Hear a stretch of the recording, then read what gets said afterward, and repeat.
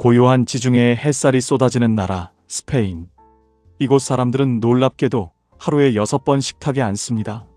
아침 식사, 점심 식사, 그리고 저녁 식사 외에도 그들만의 특별한 식사 문화가 존재하죠. 그런데 이상하게도 그렇게 많이 먹는다고 하는데도 스페인 사람들의 몸매는 대체로 날씬하고 건강해 보입니다. 이 현상은 단순히 유전적인 요인으로만 설명될 수 있을까요? 아니면 그들만의 독특한 생활 방식과 식습관 속에 숨겨진 비밀이 있는 것일까요? 도대체 스페인 사람들은 하루 6끼를 먹으면서도 어떻게 살이 찌지 않을 수 있을까요? 그 비밀은 바로 그들의 식사 방식, 특히 메리엔다라고 불리는 오후 간식 문화에 깊이 뿌리내려 있습니다. 시간의 흐름을 거슬러 올라가 보죠. 중세 유럽, 특히 이베리아 반도의 스페인에서는 농업이 국가 경제의 근간을 이루는 주요 산업이었습니다. 광활한 들판에서 새벽부터 늦은 밤까지 땀 흘려 일하는 농부들에게는 엄청난 에너지가 필요했습니다. 그들은 해가 뜨기 한참 전인 새벽부터 일찍 하루를 시작했고, 긴 노동시간 동안 지치지 않고 기력을 유지하기 위해 규칙적으로 그리고 효율적으로 식사를 해야 했습니다. 하지만 그때는 지금처럼 정제된 탄수화물이나 고칼로리 가공식품이 흔치 않던 시절이었습니다. 그들의 식사는 주로 통곡물, 신선한 채소, 콩류, 약간의 고기나 치즈로 이루어져 있었으며, 이는 고된 육체 노동에 필요한 에너지를 충분히 공급하면서도 과도한 칼로리 섭취로 이어지지 않는 균형 잡힌 식단이었습니다. 메리엔다의 기원은 바로 이런 농경 사회의 삶의 방식과 깊이 연결되어 있습니다. 당시 농부들에게 점심 식사 이후 저녁 식사까지의 시간은 너무나 길었습니다. 점심을 넉넉히 먹었다 하더라도 오후 내내 밭에서 일하다 보면 기력이 급격히 떨어지고 허기가 몰려오는 것은 너무나 자연스러운 현상이었죠. 그래서 농부들은 해가 서산으로 넘어가기 전까지 버틸 힘을 얻고 생산성을 유지하기 위해 간단한 간식을 섭취하기 시작했습니다. 이것이 바로 메리엔다의 원형이자 시작이었습니다. 처음에는 단순한 배고픔을 달래기 위한 생존의 수단이었지만, 시간이 지나고 세대가 바뀌면서 메리엔다는 스페인 사람들의 일상에 깊숙이 자리 잡은 하나의 문화적 의식, 즉 생활의 일부가 되었습니다. 17세기 스페인의 전형적인 농가를 상상해 보세요. 뙤약볕 아래 땀 흘려 밭을 갈던 농부 후아는 오후 4시쯤 해가 서서히 기울기 시작하며 하루의 절반 이상이 지났음을 알리는 시간을 보며 잠시 괭이를 내려놓습니다. 그의 아내 마리아는 미리 정성껏 준비해둔 작은 바구니를 들고 밭둑으로 나옵니다. 바구니 안에는 아침에 갓 구운 투박하지만 따뜻한 빵 조각, 붉은 빛이 영롱한 올리브유에 듬뿍 찍어 먹을 수 있도록 준비된 잘 익은 토마토, 그리고 직접 만든 신선한 염소 치즈 몇 조각이 먹음직스럽게 담겨 있습니다. 때로는 어제 잡아 직접 염장한 하몬 한 조각이 특별한 간식이 되어 후안의 얼굴에 미소를 띠게 하기도 합니다. 후안은 마리아와 함께 밭 가장자리에 늙은 올리브나무 그늘 아래 앉아 이 소박하지만 정성스러운 간식을 나눠 먹으며 짧지만 소중한 휴식을 취합니다. 이때 나누는 짧은 대화는 그들에게 단순히 배를 채우는 것을 넘어 고단한 하루 속에서 얻는 작은 행복이자 지친 몸과 마음을 재충전하는 귀한 시간이었습니다. 이러한 풍경은 당시 스페인 전역의 농가에서 흔하게 볼 수 있는 일상이었고, 메리엔다는 그렇게 스페인 사람들의 몸과 마음에 자연스럽게 스며들어 문화유산으로 자리매김했습니다. 이러한 유구한 전통은 현대 스페인에서도 그대로 이어지고 있습니다. 물론 농경 사회의 형태는 많이 사라지고 산업화와 정보화 사회로 변모했지만 메리엔다의 본질적인 역할은 놀랍게도 변하지 않았습니다. 현대 스페인 사람들의 하루 식단을 자세히 들여다보면 그 비밀이 더욱 명확해집니다. 스페인 사람들의 아침 식사는 보통 가볍게 시작합니다. 통곡물 토스트에 신선한 토마토와 엑스트라 버진 올리브유를 얹거나 향긋한 페이스트리 한 조각과 진한 커피 한 잔으로 간단히 때우죠. 그리고 오전 10시에서 11시 사이에 알무에르소라는 두 번째 아침 식사 혹은 브런치를 먹습니다. 이때도 크로크무슈 같은 샌드위치나 다양한 종류의 타파스처럼 간단하지만 영양가 있는 음식을 즐깁니다. 문제는 점심 식사입니다. 스페인의 점심 식사는 코미다라고 불리며 보통 오후 2시에서 4시 사이에 이루어지는 매우 늦고 풍성한 식사입니다. 코미다는 보통 에피타이저, 메인 요리, 그리고 달콤한 디저트까지 풀코스로 제공되는 경우가 많습니다. 만약 이때 점심을 배불리 그리고 늦게 먹었다면 다음 식사인 저녁 식사까지 무려 6시간에서 8시간이라는 긴 공백을 아무것도 먹지 않고 버텨야 합니다. 이는 혈당 수치를 급격히 떨어뜨리고 신진대사를 늦추며 극심한 허기를 유발하여 저녁 식사 때 이성을 잃고 폭식으로 이어질 가능성을 매우 높입니다. 바로 이 지점에서 메리엔다가 단순한 간식을 넘어 결정적인 역할을 수행하게 됩니다. 오후 5시에서 7시 사이, 점심과 저녁 사이에 길고 지루한 공백을 효과적으로 메워주는 것이 바로 메리엔다입니다. 이때 스페인 사람들은 달콤한 페이스트리, 갓 구운 빵, 신선한 제철 과일, 영양가 높은 요구르트, 또는 간단하지만 든든한 샌드위치 등을 먹습니다. 중요한 것은 이 메리엔다가 결코 폭식이 아니라는 점입니다. 허기짐을 살짝 달래주는 정도의 가볍고 건강한 간식이죠. 이는 혈당 수치를 안정적으로 유지시켜 주어 뇌가 비상사태라고 인식하여 폭식을 유도하는 것을 방지하는 효과가 있습니다. 마치 긴 마라톤을 뛰기 전에 에너지를 조금씩 꾸준히 보충해주는 것과 같습니다. 메리엔다 덕분에 스페인 사람들은 저녁 식사 전까지 적당한 포만감을 유지할 수 있고, 이는 곧 저녁 식사량을 자연스럽고 합리적으로 조절하는데 결정적인 도움이 됩니다. 이런 메리엔다 문화는 단지 배고픔을 해결하는 것을 넘어선 복합적인 의미를 가집니다. 스페인 사람들에게 메리엔다는 종종 사회생활의 연장선이자 중요한 소통의 매개체이기도 합니다.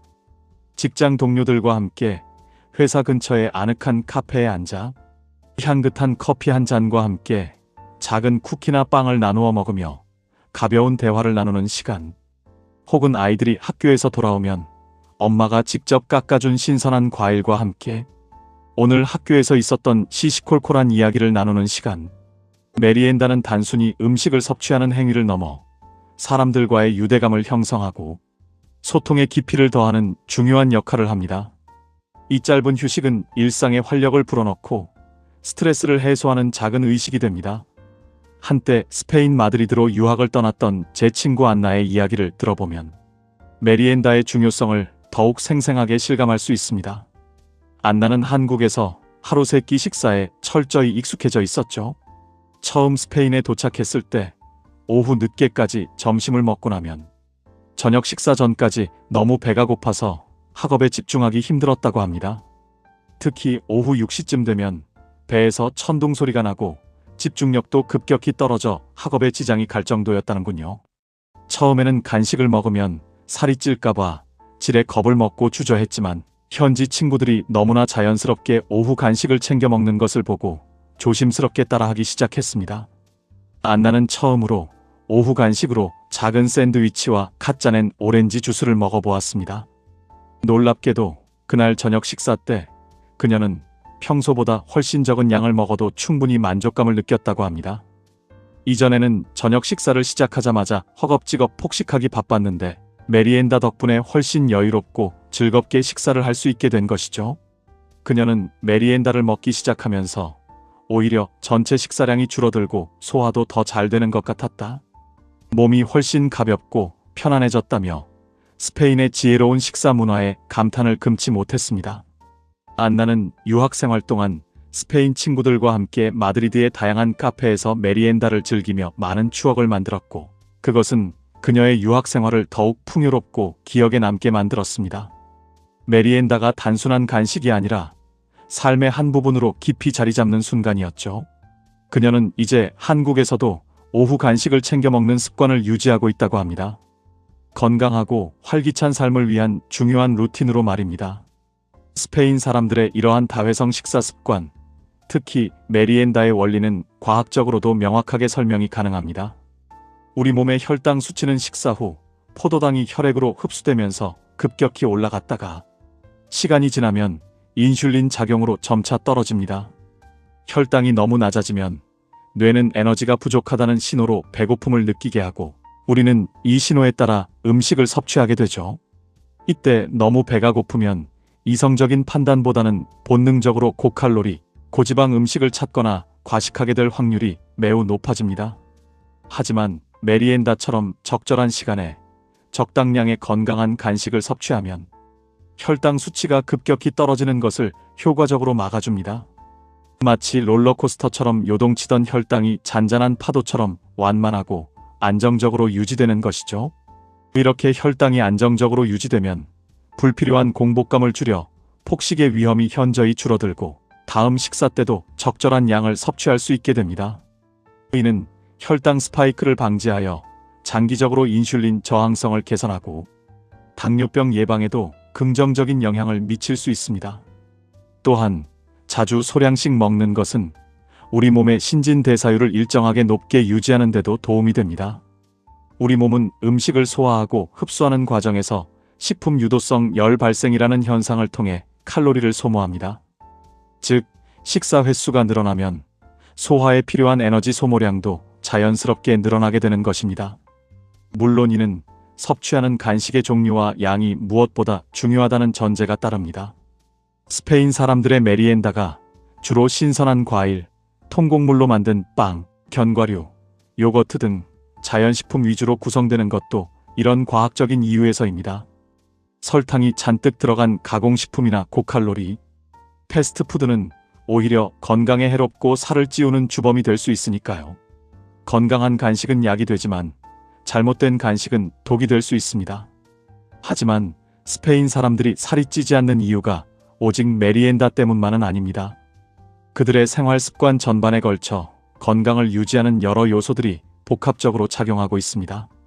첫째, 스페인 식단은 세계적으로 인정받는 건강식단인 지중해식 식단의 영향을 매우 강하게 받습니다. 신선한 제철 채소와 과일, 콩류, 올리브유, 신선한 생선, 통곡물이 주를 이루며 붉은 육류와 가공식품의 섭취는 상대적으로 매우 적습니다. 특히 올리브유는 불포화 지방산이 풍부하여 심혈관 건강에 좋고 포만감을 오래 유지시켜주는 효과가 있습니다. 그들의 식탁에는 늘 신선하고 최소한으로 가공된 재료로 만든 요리가 올라오고 이는 자연스럽게 건강한 식습관으로 이어집니다. 이러한 식단은 항산화 물질과 섬유질이 풍부하여 만성질환 예방에도 큰 도움이 됩니다. 둘째, 그들의 활발한 생활 방식입니다. 스페인 사람들은 활동량이 많고 움직이는 것을 생활화합니다. 대도시에서는 대중교통을 적극적으로 이용하거나 자전거를 타는 사람이 많고 특히 저녁 식사 후에는 가족이나 친구들과 함께 동네를 산책하는 파세오 문화가 발달해 있습니다. 저녁 늦게까지 거리를 거닐며 이야기를 나누는 사람들을 쉽게 볼 수 있는데 이는 식사 후 소화를 돕고 불필요한 칼로리를 소모하는데 큰 도움이 됩니다. 한국처럼 식사 후 바로 앉아서 TV를 보거나 스마트폰을 들여다보는 정적인 모습과는 사뭇 다릅니다. 이들은 식사 후에도 활동적인 시간을 보내며 소화를 돕고 에너지를 소비합니다. 이는 신체 활동량이 자연스럽게 증가하고 앉아있는 시간이 줄어드는 효과를 가져옵니다. 셋째, 식사를 대하는 태도입니다. 스페인 사람들에게 식사는 단순한 배고픔을 채우는 행위를 넘어섭니다. 그것은 곧 삶의 중요한 부분이자 사람들과의 소통과 유대감을 강화하는 장입니다. 그들은 식사를 할 때 급하게 먹지 않습니다. 긴 시간을 들여 천천히 음식을 음미하고 동반자들과 깊이 있는 대화를 나누며 즐거운 시간을 보냅니다. 이러한 슬로우 푸드 문화는 음식을 천천히 먹게 하여 뇌가 포만감을 느끼는 시간을 충분히 확보하도록 돕고 이는 곧 과식을 방지하는 효과로 이어집니다. 또한 식사 시간을 통해 하루의 스트레스를 해소하고 심리적인 만족감과 행복감을 얻는다는 점도 중요합니다. 이는 긍정적인 심리 상태가 식욕 조절에도 긍정적인 영향을 미친다는 연구 결과와도 일맥상통합니다. 한 예시를 들어볼까요? 마드리드의 버나가에 위치한 한 타파스 바에 들어서면 오후 늦은 시간에도 활기찬 분위기와 사람들의 웃음소리로 가득한 것을 느낄 수 있습니다. 사람들은 바텐더에게 작은 접시에 담긴 다양한 타파스를 주문하고 시원한 상그리아나 지역 특산 와인 한 잔을 곁들여 친구, 가족들과 이야기꽃을 피웁니다. 이곳에서 타파스는 단순히 술안주가 아닙니다. 그것은 여러 사람이 함께 맛을 공유하고 끊임없이 새로운 음식을 시도하며 대화를 이어가는 매개체입니다. 한 접시의 양이 많지 않기 때문에 여러 가지 음식을 조금씩 맛볼 수 있고 과식을 할 위험도 현저히 적습니다. 이처럼 소량의 음식을 여러 종류로 맛보며 식사를 길게 즐기는 문화 역시 스페인 사람들이 즐겁게 식사를 하면서도 건강한 체중을 유지하는 데 기여하는 중요한 요인 중 하나입니다. 물론 스페인이라고 해서 모든 사람이 완벽하게 건강한 식습관을 가지고 있는 것은 아닙니다. 현대 사회의 영향으로 스페인 젊은 세대 중에서도 패스트푸드나 가공식품 섭취가 늘어나면서 비만율이 점차 증가하고 있다는 안타까운 보고도 있습니다. 하지만 여전히 전통적인 식사 문화, 특히 메리엔다와 지중해식 식단은 스페인 사람들의 건강을 지키는 중요한 버팀목 역할을 굳건히 하고 있습니다. 이러한 전통은 그들의 건강과 행복을 지탱하는 중요한 문화유산입니다. 그렇다면 우리는 스페인의 메리엔다 문화에서 무엇을 배우고 우리 삶에 적용할 수 있을까요? 무작정 스페인 사람들처럼 하루 6끼를 따라 먹는 것이 모든 사람에게 정답은 아닐 것입니다. 중요한 것은 우리 몸의 신호를 이해하고 그것에 현명하게 반응하는 것입니다. 점심과 저녁 사이에 찾아오는 극심한 허기를 무작정 참거나 반대로 이성을 잃고 폭식으로 이어지는 것을 경계해야 합니다. 건강한 간식 섭취의 중요성을 인식하는 것이 첫걸음입니다. 오후에 출출함이 느껴진다면 달콤하고 영양가 없는 과자나 인스턴트 빵보다는 신선한 제철, 과일, 영양가 높은 견과류, 무가당 요거트 또는 통곡물로 만든 작은 샌드위치나 샐러드 같은 건강한 간식을 선택하는 것이 좋습니다. 이러한 간식은 혈당을 급격히 올리지 않으면서도 적절한 포만감을 주어 저녁 식사 때 과식하는 것을 효과적으로 막아줍니다. 또한 간식 섭취 시간을 규칙적으로 정하는 것도 도움이 됩니다.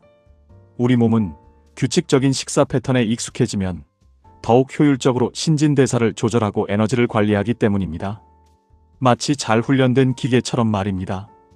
또한 스페인 사람들처럼 식사를 즐기는 태도를 가지는 것도 우리 삶의 질을 높이는 중요한 요소입니다. 바쁜 일상 속에서도 잠시 멈춰서서 식사 시간을 온전히 즐기고 사랑하는 사람들과 소통하는 시간을 가져보는 것은 어떨까요?